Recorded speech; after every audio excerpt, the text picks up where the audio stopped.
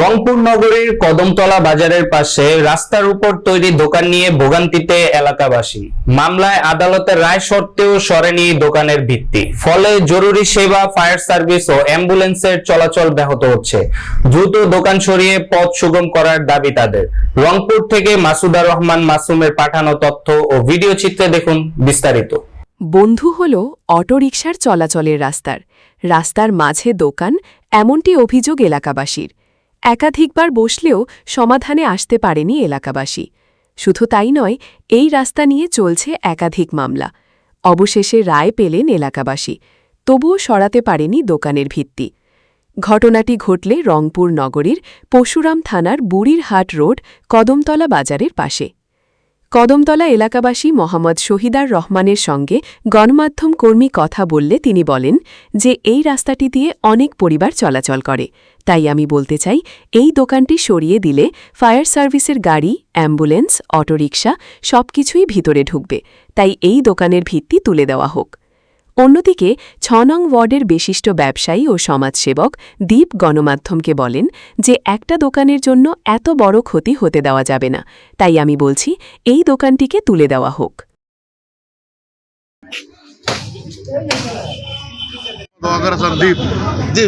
আচ্ছা, আমরা যে দেখতে পাচ্ছি এখানে যে জড়ো হয়েছে, এই যে রাস্তার বিষয়টা, এই বিষয়টা একটু জানতে চাচ্ছি, ঘটনাটা। আসলে আমি ওদিকে যাচ্ছিলাম, আমি অনেকদিন যাবত এটা জানতাম এখানে একটা সমস্যা আছে।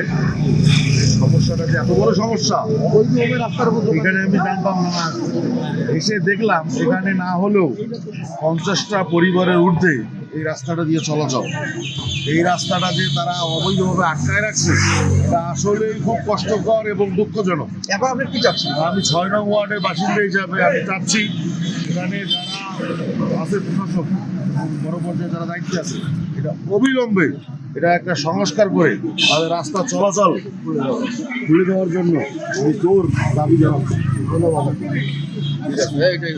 পূর্ণবলীর কদমতলা স্কুলের পাশেই একটি রাস্তা বিরোধের কারণে আমরা আজকে জানতে চাইবো সাধারণ দর্শকদের দল আসলে কেন এনআই এখানে প্রবেশ করলো। আমরা জানতে চাচ্ছি এখানকার একজন স্থানীয় নাম শহীদুর রহমান। আচ্ছা, আপনারা কি এটা কোর্টের কি ইয়ে পাইছেন? হ্যাঁ, কোর্টের রায় পাইছেন। সেটা কখন আগে পাইছেন? সেটা আমরা এখানে বলছি এই রাস্তাটা 250 বাড়ি আছে, অটো নিয়ে যেতে পারছে।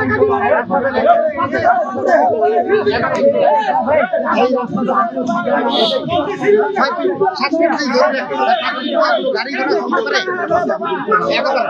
আমি চাচ্ছি, আমরা চাচ্ছি কোর্টের রায় পাচ্ছি, আমরা এই রাস্তাটা কি